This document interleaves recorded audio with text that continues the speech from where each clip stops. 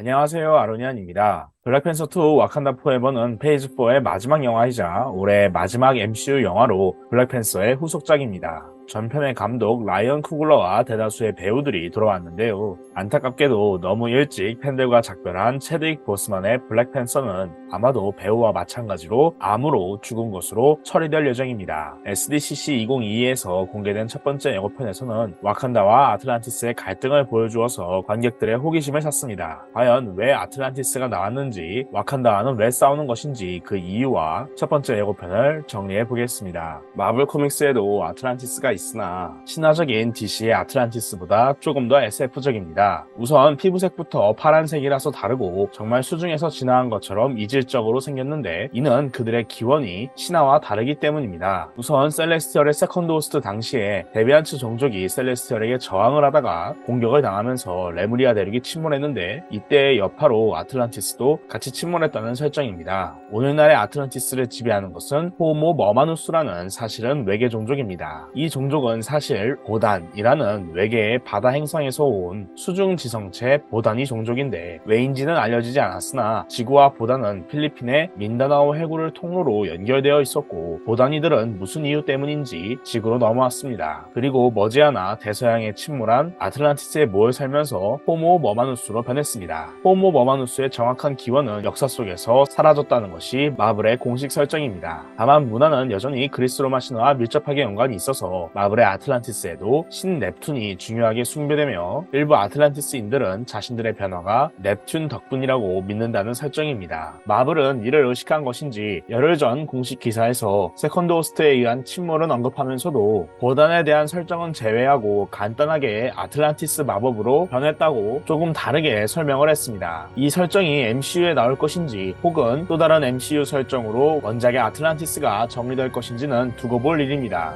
그럼 왜 아틀란티스 왕 네이머는 인간처럼 보이는 것일까요? 네이머의 별명은 최초의 뮤턴트인데 여기서의 뮤턴트는 호모 수퍼리어 엑스맨이 아니고 말 그대로 돌연변이를 의미합니다. 즉 네이머가 인간처럼 보이는 건 그가 인간과 아틀란티스인 사이의 혼혈 돌연변이이기 때문입니다. 남극의 비브라늄 탐사 원정대의 레오나드 맥킨지는 현장을 조사하러 온 아틀란티스 공주 펜과 만나서 사랑에 빠집니다. 그러나 펜이 돌아오지 않음을 걱정한 왕이 군대를 보내자 레오나드 맥킨지 일행은 공격을 당하고 펜은 그가 죽었다고 생각하며 아틀란티스로 돌아갑니다. 이때 그녀는 임신한 상태였고 결국 그는 아들을 출산하면서 아틀란티스 말로 복수하는 아들, 어벤징 선이라는 뜻의 네이머라는 이름을 지어줍니다. 영화에서도 뭔가 원작의 기원과 유사한 유년기의 비극이 네이머에게 있을 것으로 보이죠. 예고편에서 나온 수중 출산도 네이머의 탄생으로 보입니다. 3판은 아틀란티스인처럼 보이지만서도 피부가 잘 보이지 않지만 3문은 상대적으로 더 인간처럼 보입니다. 저 아이가 정말로 네이머일 경우 MCU에서 네이머는 아틀란티스인 아버지와 인간 어머니의 혼혈로 설정이 바뀌어서 나올 것입니다. 그리고 만약에 MCU 네이머가 와칸다와 화해한다면 인간 어머니의 모성애라는 공통점으로 갈등이 해결될지도 모르겠습니다. 그런데 이번 영화에서는 네이머가 상당히 다르게 나왔습니다. MCU의 아틀란티스는 고대 그리스 로마 문화가 아니고 메소아메리카 문화에 영향을 받은 것으로 나왔습니다. 이는 DCU 영화 아쿠아맨의 성공에 자극을 받은 마블 스튜디오가 아쿠아맨과 그의 아틀란티스와 차이점을 주기 위해서 일부러 다른 문화권인 남미 문화권을 참고한 것으로 보입니다. MCU 네이머에는 키아누 리브스, 견자단, 브라이언 티, 루크 에반스, 웨스 벤틀리 등 많은 배우들이 팬들에게 고려되었으나 결국 남미 문화권 선택에 걸맞게 배우 테노치 우에르타가 캐스팅되었습니다. 공개된 펑크팝과 마블 레전드 피규어로는 네이머의 사촌인 네이모라와 네이머의 악당인 아투마도 이번 영화에 등장하는 것으로 확정이 되었습니다. 다만 네이모라의 경우 원작에서는 아틀란티스인 아버지와 인간 어머니 사이에서 태어난 혼혈이라서 네이모와 유사한 외형인데 MCU 네이모라는 정통 아틀란티스인으로 보입니다. 그렇다면 중요한 것은 왜 하필 아틀란티스와 네이머가 지금 이 영화에 나오는지에 대한 이유입니다. 우선 안타깝게도 배우 체드윅 보스만의 너무나 이른 작별을 언급하지 않을 수 없겠습니다. 그의 부재가 영화의 방향성에 많은 변화를 가했을 것으로 보입니다. 또한 블랙팬서의 악당 캐릭터들의 부재입니다. 블랙팬서가 오래된 캐릭터인 만큼 매력적인 악당들이 다양하게 있었으나 가장 인기 있던 악당들은 이미 1편에 다 등장해서 모두 사용이 되었습니다. 물론 셋 다 엄청난 매력으로 관객들에게 큰 인상을 남겼으나 블랙팬서 프랜차이즈의 장기적인 관점으로는 사실 아쉬운 대목이긴 합니다. 트찰라가 있었다면 조금 마이너한 악당이라도 멋지게 키울 수 있었겠으나 트찰라도 부재한 상황에서 인기 많은 블랙팬서 악당들도 모두 소비된 상황이라는 것은 아무래도 영화가 새로운 노선을 타게끔 만들었을 것입니다. 더 나아가서 네이머도 비록 히어로이자 안티히어로고 빌런이지만 블랙팬서에게는 엄연히 악당이기 때문입니다. 블랙팬서와 네이머의 악연은 어벤져스 대 엑스맨에서 나왔습니다. 어벤져스와 엑스맨이 피닉스 포스의 새로운 숙주로 보이는 뮤턴트 메시아, 호프 서머즈를 두고 싸울 때 네이머는 엑스맨 편이었습니다. 그러다 전투 중에 우연히 피닉스 포스의 힘을 일부분 갖게 됩니다. 네이머는 이들의 끝장을 내려고 했고 와칸다에 홍수를 일으킵니다. 그가 와칸다를 공격한 이유는 블랙팬서가 갈 곳이 없는 어벤져스에게 와칸다를 집처럼 베풀었기 때문입니다. 이때 수많은 와칸다 시민들이 억울하게 죽음을 맞이하며 네이머는 어벤져스의 단합으로 패배하고 사이클롭스 일행이 네이머에게서 피닉스 포스의 힘을 빼앗습니다. 이후 네이머는 아틀란티스로 돌아가서 회복에 전념했는데요. 그러나 블랙팬서는 이때 학살극, 테러, 공격을 기억하고 있었습니다. 그러다 잉커전이 발생합니다. 잉커전을 최초로 발견한 사람은 블랙팬서였는데 그는 방법이 없다면서 일루미나티를 소집했습니다. 블랙팬서는 잉커전이라는 더 큰 위기를 생각하며 일루미나티의 멤버 네이머와도 힘을 합치려고 했습니다. 다만 트찰라는 분명히 경고했는데요. 사건이 끝나면 네이머를 직접 죽일 것이라고 경고했습니다. 잉커전을 일루미나티가 막는 동안 네이머는 블랙팬서에게 평화협정을 제안하고 트찰라는 이를 받아들입니다. 하지만 당시 실질적인 지배자는 슈리였고 슈리는 평화협정 휴전을 거부한 채 군대를 이끌고 아틀란티스에 복수한 뒤였습니다. 돌아간 네이머는 자신과 아틀란티스가 한방 크게 당했다는 것을 알고 분노합니다. 이후 시크릿 워즈로 이어지는 내용 내내 블랙팬서와 네이머의 갈등은 더욱 심해져서 두 인물 모두 비열한 악행들을 저지릅니다. 그러나 잉커전으로 모든 우주가 사라지고 갓 엠퍼러 둠이 된 닥터 둠이 배틀 월드로 간신히 하나의 현실만을 구하고 지배하는데 여기에서 네이머와 블랙팬서가 다시 만나게 됩니다. 그리고 이 둘은 시크릿 워즈의 주인공으로서 갓 엠퍼러 둠에 대항할 방법을 찾습니다. 이처럼 블랙팬서와 네이머의 관계는 상당히 매력적입니다. 체드윅 보스만의 블랙팬서가 네이머와 만나는 걸 보고 싶을 정도로 아틀란티스와 네이머가 블랙팬서 영화에 등장하는 것은 전혀 이상하지 않은데요. 이 둘의 관계는 단순히 매력적인 것만이 아니고 시크릿 워즈의 중요한 동력원이라는 점에서도 의미가 있습니다. 즉 지금 이제서야 이 영화에 네이머가 나오는 이유는 사실 시크릿 워즈 때문일 것입니다. 이 영화가 일부러 페이지 4의 마지막 영화인 것도 이 시크릿 워즈 영화에 대한 중요성 때문이겠죠. 어벤져스의 6번째 영화가 시크릿 워즈이고 페이지 4, 5, 6이 멀티버스 사가인 만큼 원작의 시크릿 워즈 내용이 많이 반영이 될 텐데요. 그러려면 당연히 블랙팬서와 네이머의 관계가 최소한 네이머가 필요합니다. 그리고 네이머를 소개하기에는 마블 스튜디오 눈에는 이 영화가 제일 좋아 보였을 것입니다. 네이머는 선과 악을 오가고 이편과 저편을 오가면서 순전히 자기 자신과 아틀란티스만을 위해서 움직이기 때문에 혼자 나오기에는 다소 무리가 있기 때문에 대척점에 있는 인물이 필요했기 때문입니다. 더군다나 지금 네이머와 아틀란티스가 나오기도 좋습니다. 셀레스티얼의 이머전스로 티아무트가 태어나다가 죽은 만큼 지구 생태계에 대대적인 변화가 생겼으니 이를 아틀란티스와 연관시킬 수 있을 것입니다. 또한 어벤져스 엔드게임에서 나온 해저 지진이 아틀란티스와 연관이 있을 수도 있겠습니다. 이번 영화에서 처음 MCU에 입성하는 아이언하트의 신기술이 아틀란티스와 와칸다 사이에 갈등을 일으키는 요인이 될 수도 있습니다. 한편으로는 비브라늄 운석으로 와칸다가 발전한 것처럼 비브라늄 운석 일부가 바다에 들어갔고 그 방사능으로 아틀란티스인이 진화되었다고 MCU가 설정할 수 있고 이와 관련해서 아틀란티스와 와칸다의 라이벌 구도를 형성할 수도 있습니다. 이 설명을 바탕으로 보아서 예고편의 첫 장면에 나온 메소아메리카 문화의 건물은 참 의미심장합니다. 와칸다라고 하기에는 뭔가 뒷건물이 메소아메리카 느낌이죠. 가뜩이나 이번 영화에서 아틀란티스가 메소아메리카 문화권이라는 것을 보면 좀 더 의미 있는 장면이라고 볼 수도 있겠습니다. 복장도 뭔가 아틀란티스스럽다고 볼 수도 있겠죠.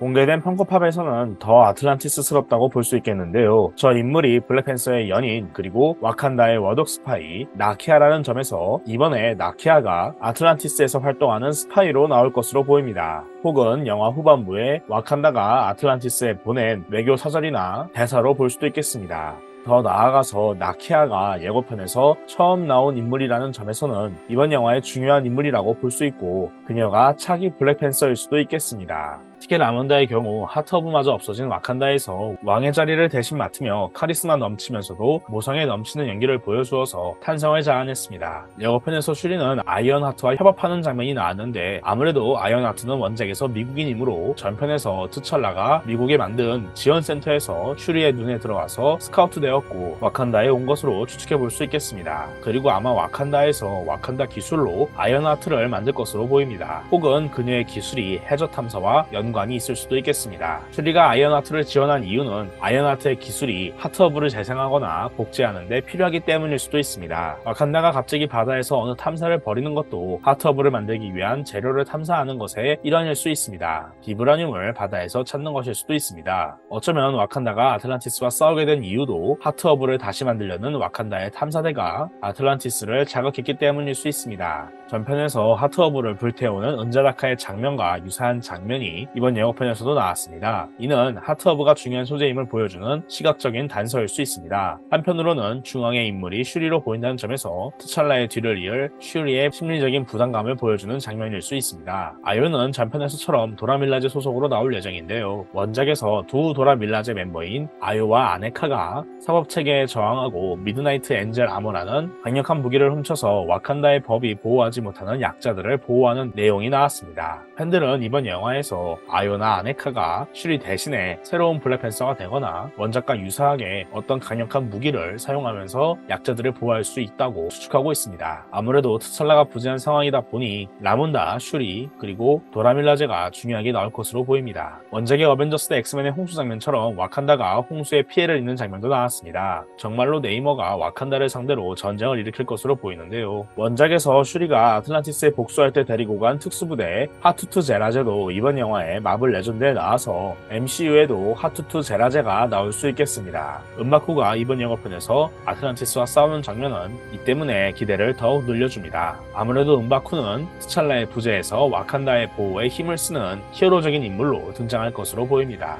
에버렛 로스도 돌아왔는데요. 아마도 아이언하트가 미국에 있을 때 잠깐 등장할 것으로 보이지만 어쩌면 정반대로 아틀란티스와 와칸다 사이의 갈등을 막아주는 중요한 외교 사절일 수도 있겠습니다. MCU에서 와칸다와 아틀란티스가 전쟁을 벌인다니 닥터둠이 배후에서 조정할 만한 사건입니다. 어쩌면 이 영화로 MCU 닥터둠이 나오는 것은 아닌가 궁금해지기도 하는데요. 과연 영화 블랙팬서 2 와칸다 포에버가 새로운 블랙팬서와 새로운 아틀란티스를 잘 소개할 수 있을 것인지 11월 극장에서 직접 확인해 봐야겠습니다.